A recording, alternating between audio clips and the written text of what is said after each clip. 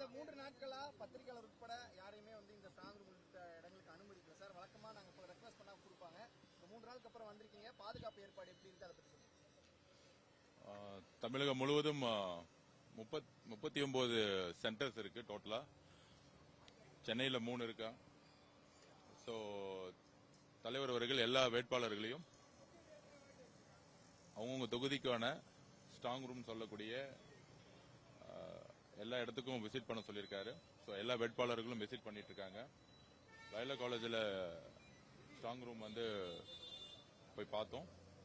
பெரம்பூர் தொகுதியிலிருந்து சிவா வந்திருக்கிறாரு பெரம்பூர் தொகுதிக்காக. ஸோ அனைத்து ஏற்பாடுகளும் சிறப்பாக இருக்கு. கவுண்டிங் டே அன்னைக்கு தகுந்த பாதுகாப்பு கொடுக்கணும்.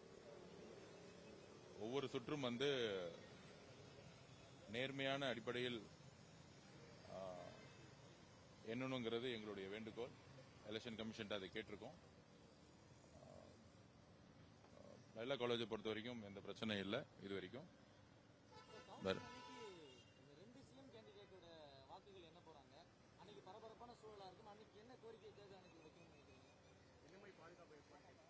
இல்ல அந்த பொதுவா ஒவ்வொரு ரவுண்டையும் கரெக்டா டைம் கொடுத்து உள்ள போய் பார்த்தோம். கிட்டத்தட்ட 28 கேண்டிடேட் எங்க தொகுதிக்குள்ளே இருக்கிறாங்க. பட் ஆனா கிளாஸ் ரூம்ஸ் சின்னதா இருக்கு.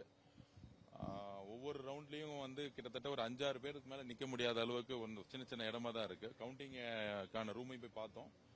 ஸோ அதுல கொஞ்சம் டைம் கொடுத்து ஒவ்வொரு ரவுண்டையும் நம்ம டைம் கொடுத்து கரெக்டா எண்ணி கரெக்டா அனௌன்ஸ் பண்ணுங்கிறது தான் எங்களுடைய வேண்டுகோள். கரெக்டா நடக்குங்கிறத நம்பிக்கை எங்களுக்கு இருக்கு. சிஎம் கொடைக்கானல் போயிருக்காரு, டெபுட்டி சிஎம் துபாய் போயிருக்காரு, எடப்பாடி பழனிசாமி அவர்கள் சேலத்தில் இருக்காரு. So where is Vijay sir? அவருக்கு என்ன பிளான் சார்? இது கோயிங் கவுண்டிங் எப்படி பண்ணணும், ஸ்ட்ராங் ரூம் மானிட்டரிங் எப்படி பண்ணிட்டு இருக்கீங்கிற கட்சியோட வேலையில டெய்லி எங்களை கூப்பிட்டு இந்த எலெக்ஷனுக்கான பணியை டெய்லி மீட்டிங்ல இருக்காரு. முன்னாள் முதலமைச்சர் மு.க. ஸ்டாலின் அவர்கள் நிரந்தரமா ஓய்வு எடுக்கணுங்கிறது எங்களுடைய வேண்டுகோள். அப்படியே ஒரு இருக்கட்டும்.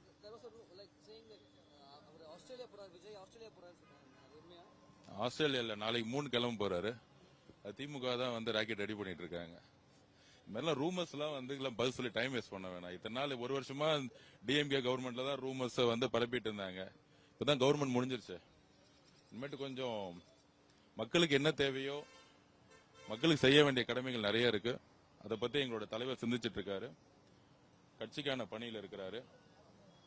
கவுண்டிங் டே அன்னைக்கு என்னென்ன செய்யணுங்கிறத நேற்று தான் எங்களை கூப்பிட்டு எல்லாத்துக்கும் இன்ஸ்ட்ரக்ஷன் கொடுத்தாரு.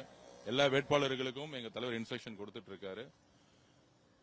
ஸோ எங்களை பொறுத்த வரைக்கும் ரொம்ப ஸ்ட்ராங்கா கவுண்டிங் டே அன்னைக்கு மக்கள் மிகப்பெரிய 50 வருஷம் கழிச்சு மாற்றத்திற்கான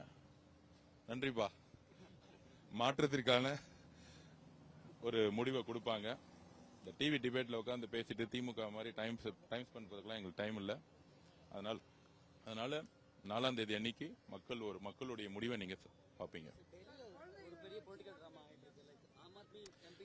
நீங்க இன்னும் திமுகவுடைய மனசுலயே இருக்கீங்க எல்லாம் உட்காந்துட்டு.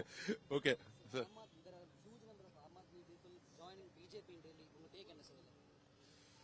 அது நீங்க அவருடைய கெஜ்ரிவால் அவர்கிட்ட தான் கேட்கணும். ஸோ நான் எங்களை பொறுத்த வரைக்கும் தேர்தலில் முக்கியமா ஸ்ட்ராங் ரூம்ல ஒவ்வொரு வேட்பாளர்களுக்கும் தலைவர் சொல்லியிருக்காரு 14 பேரை எண்ணிக்கை கவுண்டிங் மெம்பர்ஸை நாளைக்குள்ள ஃபைல் பண்ண சொல்லியிருக்காரு. அட்வொகேட்ஸ் டீம் ரெடி பண்ண சொல்லியிருக்காரு. ஸோ ஜூம் மீட்டிங்ல அட்டன் பண்ணிட்டு இருக்காரு மீட்டிங். ஸோ கவுண்டிங்கான அனைத்து கட்ட பணிகளையும் தலைவரும் சரி, அடுத்த கட்டத்தில் இருக்கக்கூடிய நிர்வாகிகளும் சரி, தமிழ்நாட்டில் 234 பேரும் வேட்பாளர்களும் இன்னைக்கு அந்த ஒர்க்ல ஃபுல்லா போக்கஸ் பண்ணிட்டு இருக்கோம்.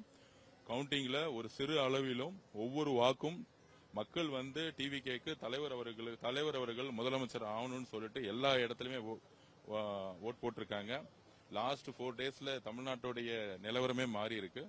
சோ வேட்பாளர்களுக்கு தலைவர் அவர்கள் கிளியரா இன்ஸ்ட்ரக்ஷன் கொடுத்திருக்காங்க. ஒவ்வொரு ரவுண்ட்லயும் எப்படி கணக்கு சரியா பார்க்கணும். நம்பிக்கையானவர்கள் கரெக்டா கவுண்டிங்ல இருக்கக்கூடிய டேட்டா தெரிஞ்சவங்களை ஒவ்வொருத்தங்களும் வேட்பாளர்கள் அப்பாயின்மெண்ட் பண்றதுக்கான ஃபுல் சுதந்திரம் தலைவர் கொடுத்திருக்காரு. மாவட்ட செயலாளர்களுக்கு சரி, கட்சியில் இருக்கவங்க சரி, அதுக்கான பணிகளை முழு சுதந்திரமா இருக்கிறாங்க.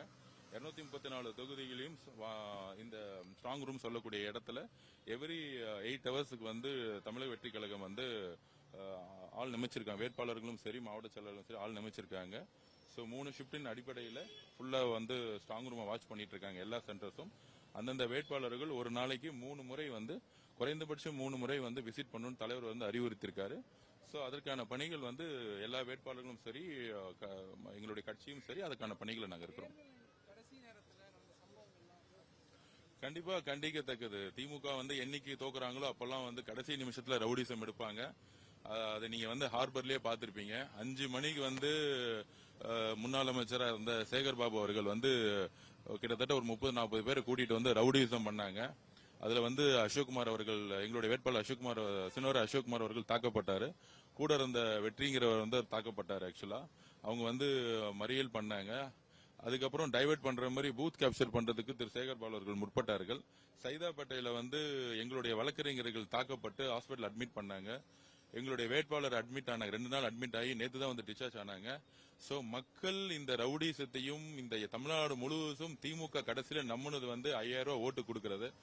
மக்கள் இந்த 5000 ரூபாய் வந்து தூக்கி போட்டு ஒரு ஜனநாயகத்துக்கான வெற்றியா வந்து இந்த தேர்தல் இருக்குங்கிறோம். தமிழக வெற்றி கழகத்திலிருந்து யாருமே வந்து ஒரு ஓட் ஃபார் கேஷ்ங்கிறதுக்கோ பணம் கொடுத்து ஓட்டு வாங்குறதுக்கான எந்த விதமான செயல்களையும் ஈடுபடாம தலைவர் அவர்கள் மாற்றத்திற்காக, ஒரு ஜனநாயகத்துக்காக ஒரு அரசியலை எப்படி ஆரம்பிச்சாரோ அவருடைய வழியில எல்லா வேட்பாளர்களும் வீடு வீடா மக்கள்கிட்ட போய் சென்று இன்றைக்கு ஒரு பெரிய புரட்சியை உருவாக்கி இருக்க தமிழக வெற்றி கழகம் உருவாக்கி இருக்காங்க. கண்டிப்பாக அதோட ரிசல்ட் நாளன்னைக்கு தெரியும். தேங்க்யூ.